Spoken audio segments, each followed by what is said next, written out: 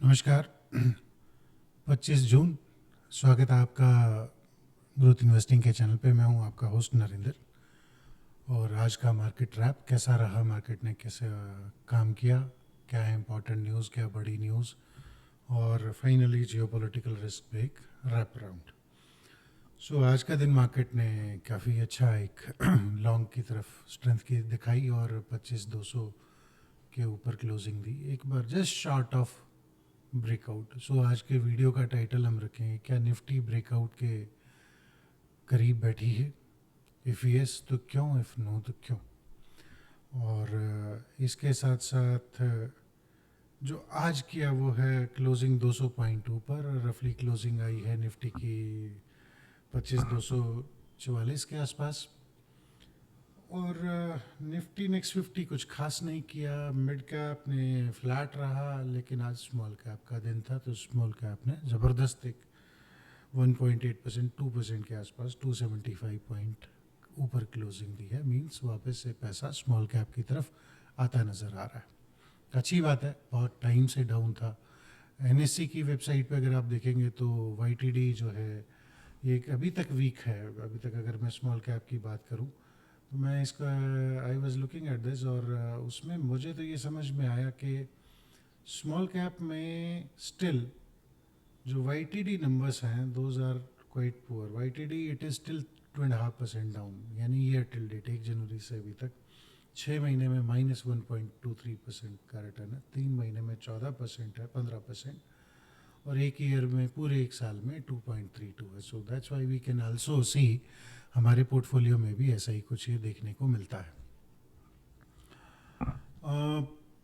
अगर देखा जाए तो सो फार इन दिस पीरियड सारे इंडेक्सेस लगभग ऐसे हैं, निफ्टी को छोड़ के। निफ्टी और मिड कैप ये शायद दो अपने प्रीवियस हाई के करीब आ रखे हैं। प्रीवियस हाई तो थोड़े ज़्यादा थे, 26,000 का था, तो अभी 25,000 के आसपास है। 1,000 पॉइंट अब भी हम नीचे ही हैं, और मिड कैप भी क्लोज ही है उसके, तो नियर बाय।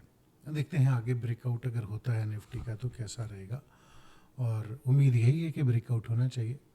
लेकिन ब्रेकआउट के बीच में बहुत 2-3 स्पीड ब्रेकर्स हैं। एक स्पीड ब्रेकर है 8 जुलाई को अमेरिका के साथ इंडिया की ट्रेड डील का नतीजा, ये सबसे इम्पॉर्टेंट है। तो मुझे लगता है कि वहाँ तक मार्केट दाएं बाएं घूमने की कोशिश करेगी, और अगर हल्का फुल्का ब्रेकआउट का जोर भी लगाएगी तो अगर रिजल्ट फेवरेबल आया तो we have a confirm breakout, else हम यहीं फ्लैट इस जोन में रहेंगे, और फिर हो सकता है आगे का मूड तब मार्केट डिसाइड करे। बड़ी न्यूज़ में आज एनएससी का आईपीओ आने वाला है, ये हम सबको पता है। और हाँ, आईपीओ से याद आया, अनलिस्टेड शेयर का काफ़ी शोर सुनने को आया था कि अनलिस्टेड शेयर ले लीजिए। स्विगी के बहुत लोगों ने लिया, बहुत सारी ऐसी कंपनीज़ के लिए थे, बड़ा मुनाफा दिखता था। लेकिन एच डी बी फाइनेंशियल्स के आईपीओ ने जो है सारा जोश वो फिस हो गया वहाँ पे। अब जोश नहीं है। ग्रे मार्केट का प्रीमियम 8% है, और 1250 करोड़ का, 12,500 करोड़ का ये जो आईपीओ आया है, 10,000 करोड़ का तो ओपन है, और 2500 करोड़ का एक अलग कैटेगरी में आता है। बट अब अनलिस्टेड शेयर में जो दिख रहा था कि जो प्रीमियम है वो शायद नहीं मिले। और एनएससी भी एक उसी उसी चमत्कार का प्रोडक्ट है, जहाँ लगता है कि बहुत ज़्यादा प्रीमियम पे लिस्ट होगा। बीएससी कितना ऊपर है वी नेवर नो। हाँ, इससे रिलेटेड न्यूज़ क्या है भाई, जैसे कहते हैं पैसे का काम पैसे से होगा, बिल्कुल सही बात है। एनएससी ने आज बताया कि 1400 करोड़ का उसने सेटलमेंट के लिए आगे प्रोसीड किया है विद सेबी, जो उनके ड्यूज़ थे, और उसके बाद वो आईपीओ लाने की कोशिश करेंगे, which is a very good sign. भाई ठीक है, वो रेगुलेटर है, आपको उनको उनका ड्यू रिस्पेक्ट देना पड़ेगा, मान सम्मान देना पड़ेगा। और ये सारी पेनल्टीज़ कहाँ हैं, ये आपको ध्यान होगा कि 2020 और 21 में निकल के आया था। कोलोकेशन एक स्कैम हुआ था एनएससी में, और साथ ही साथ एक ब्लैक फाइबर स्कैम भी हुआ था। ये उनका पार्ट बनता है, मोटा मोटा उनका है, और छोटे मोटे और होंगे। एक हमारी जो बहुत ही पसंद की कंपनी हुआ करती थी फिलिप्स अप्लायंसेस, वो सेल हुई, किसी और के पास पहुंची। अब शायद वो इसका आईपीओ लेके आएंगे इंडिया मार्केट के लिए। 300 350 मिलियन यूएस डॉलर का आईपीओ की बात हो रही है। कन्वर्जन आप कर लीजिएगा, $1 80-85 रुपये का लगा के आप कर सकते हैं। 1 मिलियन 10 लाख के बराबर होता है। अब देखो, जो अमेरिका का दादागिरी है या अमेरिका का हेजमॉन है या जो उसका अपनी सुपर पावर बने रहने का, उसका एक रिजल्ट अब धीरे धीरे दिखने लगा। आज की एक न्यूज़ है कि इंडिया और चाइना अब यूएस ट्रेजरीज में, यानी कि यूएस के बॉन्ड में अपनी होल्डिंग्स को ट्रिम करने लग गए। अकेले ये दो नहीं कर रहे होंगे, बहुत कर रहे होंगे। दो ही कारण है, गिरती हुई रेटिंग और बढ़ता हुआ कर्जा, बढ़ता हुआ डेट। 1 ट्रिलियन के पार डेट यूएस का, कहाँ से देगा? कमाई ही नहीं है, कर्जा लिए जा रहा है। मुझे तो लगता है एक दिन उठा के यूँ न कह दें, जेब निकाल के बाहर के, नहीं है हमारे पास कुछ भी, देख लो आपसे क्या हो सकता है, आप ले लो। ये सबसे बुरा दिन होगा, और ख़ास करके हमारी जैसी कंट्री के लिए जो फॉरेन रिजर्व बना के बैठी है, और वो भी यूएस ट्रेजरीज में। मुझे लगता है ये पूरी दुनिया का पैसा एकदम हजम कर जाएंगे, बोल देंगे अब हमारे पास देने को है नहीं, हम आपको इसके बदले में 100 ईयर लॉन्ग ट्रेजरी दे देते, 100 साल बाद देंगे भाई आपको, देख लो। अब आपकी वो उम्र तक क्या ना करे, फिर वो लेना पड़ेगा। अगर हर कंट्री से वो थोड़ा थोड़ा भी लेके भागते हैं भाई, 50-50 बिलियन भी उनका मार लेते हैं तो बहुत है। दुनिया में 180 कंट्री हैं, कुछ ना कुछ तो मिल ही जाएगा।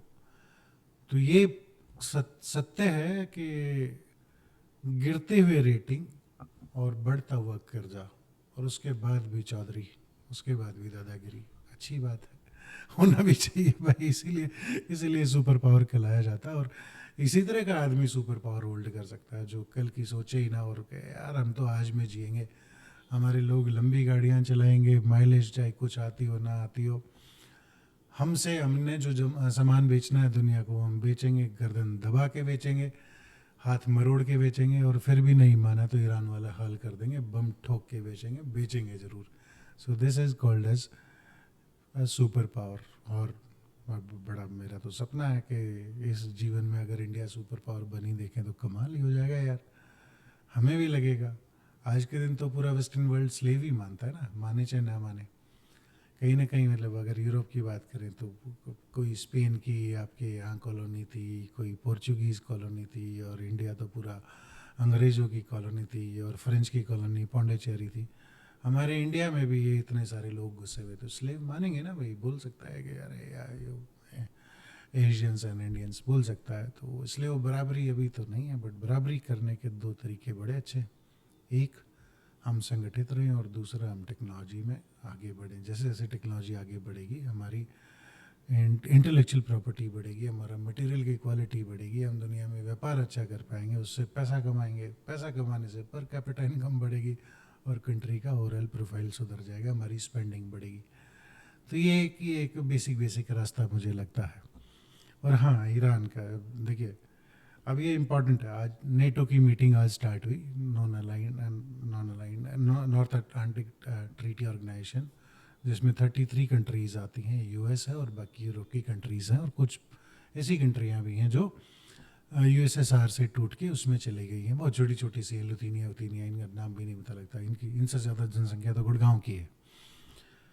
इनकी मीटिंग है, और ट्रंप ने सडनली जो ईरान को ठोका है, तो आपको तो पता ही है, ट्रंप तो फिर तिल का ताड़ बना देते हैं। और आप, ये तो विक्ट्री लैप था उनके लिए कि देखो यार तुमसे कुछ हुआ नहीं, हमने ईरान को एक झटके में सीधा कर दिया, अब जो मैं बोल रहा हूँ मानो।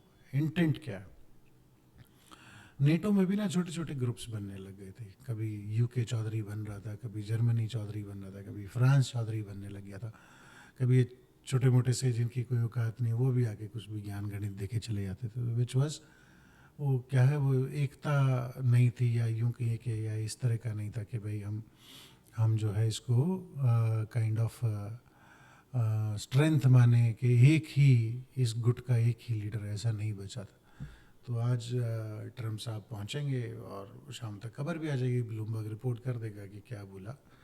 तो Iran attack can be taken as a victory lap, और कंफर्मेशन ऑफ ईरान के फॉरेन मिनिस्ट्री के एक स्पोक्समैन ने बोल भी दिया, huge damage to our nuclear sites by the US bombing. देखो, उस जिस पे अटैक हुआ उसने बोल दिया, अब ट्रंप को तो मिल गया, सारा वो सेटल कर देंगे।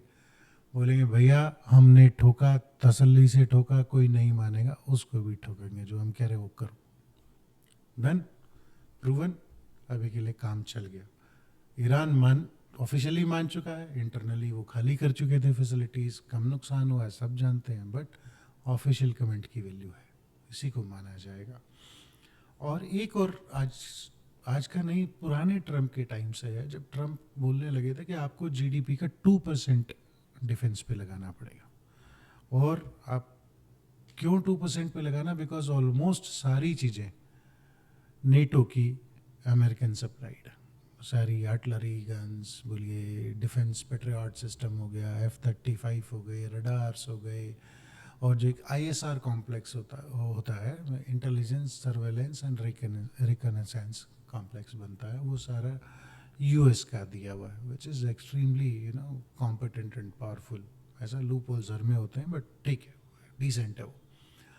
और मिसाइल और टॉमहॉक्स और कितनी सारी उनके एटकैम्स हैं, JSAMs हैं, मल्टीपल मिसाइल से कभी लेंथ में बात करेंगे इनके बारे में। वो सारा सप्लाईज यूएस ज़बरदस्ती गला पकड़ के, गला दबा के नेटो को अपना बेचता था। पहले पिछली बार आए तो बोलते भाई 2% GDP का वहाँ लेके आपको इतने एक्सपेंसेस वहाँ लाने पड़ेंगे। पर ट्रम्प तो ट्रम्प है, 2% बनवाने के लिए उनको पता कुछ ज़्यादा बोलना पड़ेगा। अब बातें चल रही हैं कि नेटो कंट्रीज़ को 5% ऑफ द GDP उनके डिफेंस स्पेंडिंग करने पड़ेंगे। और ये 5% अगर डिफेंस स्पेंडिंग हो रहे हैं तो this opens a huge market for defence companies, defence equipments, defence related capital goods, radar, electronics, बहुत कुछ आता है। छोटे वेपन से लेके और एक सैटेलाइट तक उसमें इंक्लूड हो जाता है। और वॉरफेयर काफ़ी, और ये काफ़ी टाइम से दुनिया में लल था। अब सारे रशिया का डर दिखा के नेटो को राज़ी कर लेंगे, 5% हो गया, पूरा डिफेंस मैकेनिज्म यूएस का और यूरोप का एक्टिव हो जाएगा और हमें भी मिलेगा। मैं आपको अगले 1-2 वीडियो में और इस बारे में बात करूंगा कि अगर यूरोप डिफेंस के लिए खुलता है और अपनी स्पेंडिंग बढ़ाता है तो क्या एडवांटेज होगा, और हम एज ए इंडियन या एज ए इन्वेस्टर कैसे यूरोप में इन्वेस्ट कर सकते हैं। तो very soon we will have these discussions, but आज के लिए ये ज़्यादा ठीक लग रहा। And thank you so much, आप टाइम देते हैं, आप एंड तक सुनते हैं, I appreciate it, I love it. और मैं रिक्वेस्ट करूँगा कि आप उसको लाइक करें, शेयर करें, सब्सक्राइब करें, और हाँ, हमारी ऐप को भी एक बार डाउनलोड करें, growth investing pro ideas, Android and iOS दोनों पे है। और उसमें कोई फीडबैक है तो प्लीज़ डू शेयर, व्हाट्सएप भी वहीं से कर सकते हैं, कॉल भी कर सकते हैं। तो एनीथिंग विच यू फील कि ये फीडबैक मुझे देना है, मैं open hands I will welcome it. Thank you so much.